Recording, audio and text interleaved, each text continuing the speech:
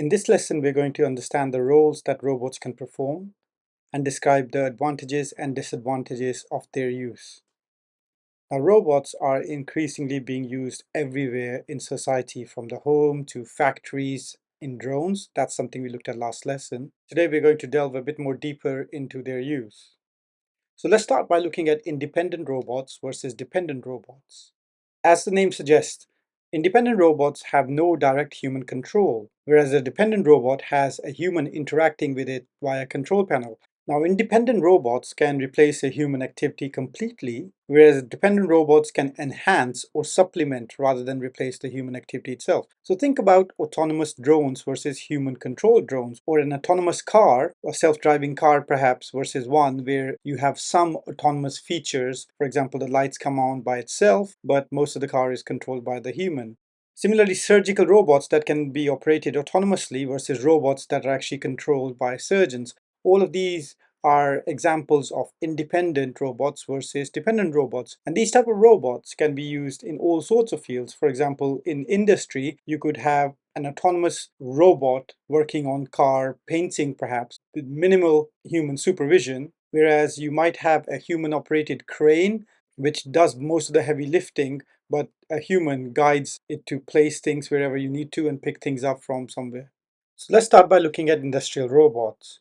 Industrial robots have all sorts of applications, from welding car bodies and spray painting body panels to manufacturing microchips or electrical goods. Normally, the use of end effectors, and if you remember what an effector is, it's an accessory, allows it to do multiple different tasks.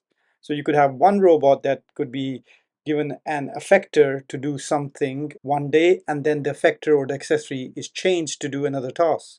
Now, these are mostly used in production facilities like manufacturing, bottling plants, canning plants, testing circuit boards, and so on. There are a huge amount of applications for industrial robots, and they're growing all the time because these robots are very efficient. They work 24/7, so you end up reducing costs in the long run. Now let's start looking at the advantages in a bit more detail. You'll probably find that a lot of these advantages are repeated for different fields.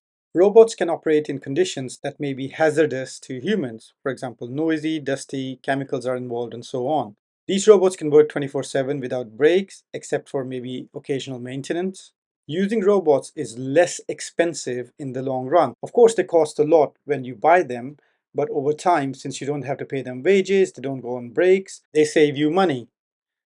Now, robots are usually more productive than humans because there's often very little wastage involved. They will do exactly as you program them to do every time precisely. In manufacturing, using robots usually produces a more consistent product, and robots are better suited to boring and repetitive tasks than humans. Humans might just get bored and then they end up wasting time and slowing things down, whereas a robot will continuously do the same thing again and again and again.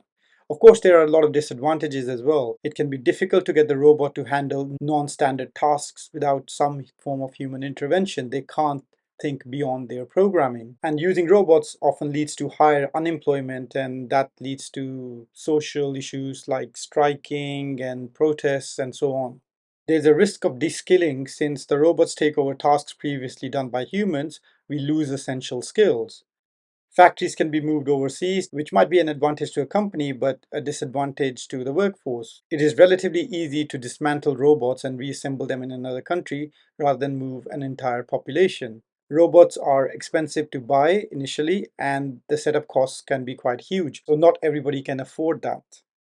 So do pause the video and make sure you have a few advantages and disadvantages along with applications listed in your notes. The next area we're going to look at is autonomous vehicles. These are becoming more and more popular, and these are more or less independent robots. The applications are autonomous cars, vans, buses, trams, trains, and even airplanes. The benefits are that these are safer since human error is removed. It's better for the environment since vehicles will operate more efficiently and energy consumption is minimized. It leads to less traffic congestion as autonomous road vehicles can move more efficiently in cities and on motorways at busy times, and that could be due to increased lane capacity because cars are closer together. It improves punctuality and frequency of public transport such as buses, trams, and trains. There's a reduction in running costs due to more efficient operation. Less petrol is wasted, less fuel is used, things like that. And it's often easier to alter the schedule at a very short notice if some event makes it necessary, compared to getting all the humans to change their schedules.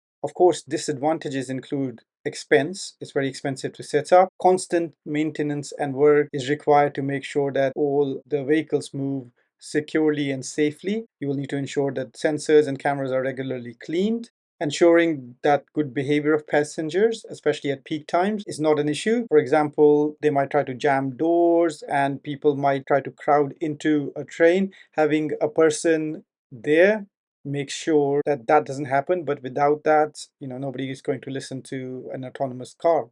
There needs to be a good, reliable control system, for example, CCTV, which can also be expensive to maintain. Emergency situations may be difficult to deal with. For example, a driver might think outside the box to stop a train. Autonomous vehicle will not go beyond its programming. Driver and passenger reluctance to use the new technology is also a disadvantage. Would you trust your own safety to an autonomous vehicle? Those are the kind of things that people are still grappling with. Next up is agriculture. Here we can look at harvesting, weed control. AI can distinguish between weed and crop, and then that could be removed by a robot. Phenotyping, which basically is observing the plant growth and health. Seed planting and fertilizer spraying using drones. Automatic fruit picking, grass mowing, pruning, a lot of different applications in the agricultural field. The benefits again are more accuracy and less likely to damage crops and fruit. Potent higher yields are also possible due to seeding or fertilizer application and so on. It's more efficient, which leads to optimum conditions for growth and health of plants. Less labor is needed, for example, automatic weeding, fruit picking. There's no need to employ all of these people when a robot can pick the food accurately and quickly. And same goes for harvesting. So there's less labor needed. Plant health is monitored better and problems can be identified earlier and solved rather than waiting for a farmer to look at something. By that time, when they see the symptoms, things have gone wrong completely. And of course, there's less waste of seeds, fertilizers, and so on. Disadvantages, as usual, expense. These are expensive systems to set up. Risk of over-reliance on technology, which means that hacking and viruses and all sorts of other things can happen here as well. And risk of de-skilling, since a key farming skill could be lost if not a lot of people practice it. And of course, there is always job losses because often low-paid jobs like fruit pickers are the first ones to go. The next field for us to look at is medicine. Here, the applications involve surgical procedures, monitoring patients, disinfecting rooms and operating theaters, taking blood samples, microbots used in targeting therapy to specific areas. Prosthetic limbs are basically mini robots in their own rights. So a huge amount of applications in the medical domain as well. The benefits or advantages include that operations can be quicker and safer to carry out, fewer errors will be made, which leaves doctors and surgeons available to do more complex surgeries and leaves nurses to do more skilled work instead of everybody getting involved with every low level operation. Taking blood samples is less painful to the patient. Nurses and doctors are not subjected to potentially hazardous blood samples. For example, if you've got a blood-borne disease, it's easy to get infected. All of that can be avoided. Target therapy causes less damage to surrounding tissues. Prosthetic limbs can now mimic human limb movement more precisely, so they give the same level of life quality to patients rather than using wooden limbs and so forth. Of course, disadvantages include all of this is very expensive to set up and maintain. It's difficult to make robots fully disinfected before doing surgical work because there's a huge amount of metal and parts involved. There's, of course, risk of cyber criminal activity, for example, hacking and viruses. And there's the general reluctance by the general population to robotic surgery. Would you again trust your life to a robotic surgeon? The all important human factor is often missing with medicine, and that's something that robots can't do yet. Let's look at the role of robots in the domestic situation. Here we can have autonomous vacuum cleaners, autonomous grass cutters, personal assistants, window cleaners, all sorts of robots. Advantages include leaving people free to do other tasks. So instead of cleaning the floor, you can do other things. More than one task can be completed at the same time because you can have multiple robots.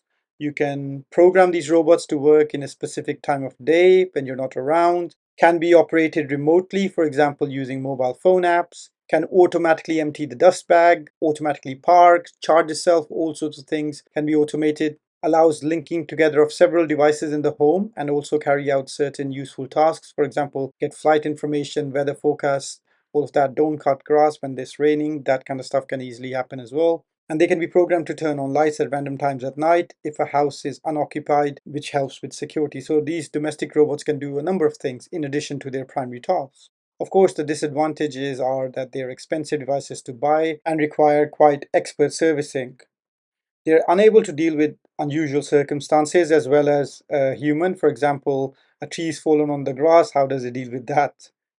Battery life can be short. Sometimes they can't reach into corners, while dusting takes much longer to do the tasks at time, up to 3 times longer than a human doing it. Personal assistants could make people lazy rather than looking up for information themselves. You rely on technology to do it for you, and they can be generally and quite annoying, especially when they don't get your query the first time around. Digital assistants can also be hacked into remotely, and that can result in breach of privacy. And digital assistants can collect and process users' personal data without their knowledge because they might be listening in all the time, and that data can be sent to a server. For example, if you've got Siri on all the time, it's actively listening for the word "Hey Siri" to activate it. So that means that some of your conversations might still be recorded by it, or at least, if not recorded, processed by it. Finally, let's look at how robots are used in the entertainment field. Here, you probably have encountered the use of robots in theme parks and arenas. There's often large venues where robotic characters are used to interact with visitors. Film and TV industry normally use robots to operate cameras, stunts, create action scenes, and special effects. So they are not just used for just general entertainment, they're actually used to film things and also to create an interactive environment. The benefits are that you end up with a greater realism in theme parks, especially to theme park characters, which then increases the entertainment factor. Music festivals can become more immersive. Robot controlled lighting and animation is quite common nowadays. The effects can be synchronized with the music itself. Control of cameras lead to better results, smoother action, and always correctly focused compared to how a human being would be focusing it. And all of this results in better and more realistic animation and more effective crossover with animation than actual actors. A lot of the games that you play right now have sensors which are put on human beings, or robots are used to record their movements and then transfer it to digital animation. Of course, disadvantages are the usual: very expensive systems to set up initially and to maintain, and you have a risk of de-skilling since many of the tasks done by skilled humans are now done by robots, for example, camera work. Now, these are just some of the areas where you would need to discuss the role of robots. You need to know the applications and the advantages and disadvantages. Of course, there's a huge amount of fields out there where robots are used. Generally, the disadvantages are the same: expensive to set up, require greater expert maintenance, de-skilling, job losses. They're common disadvantages. Advantages are more attention to detail, accuracy. In some situations, they can work in dangerous environments, and so on. So you could repeat some of the advantages and disadvantages for various different scenarios. So hopefully all of that made sense.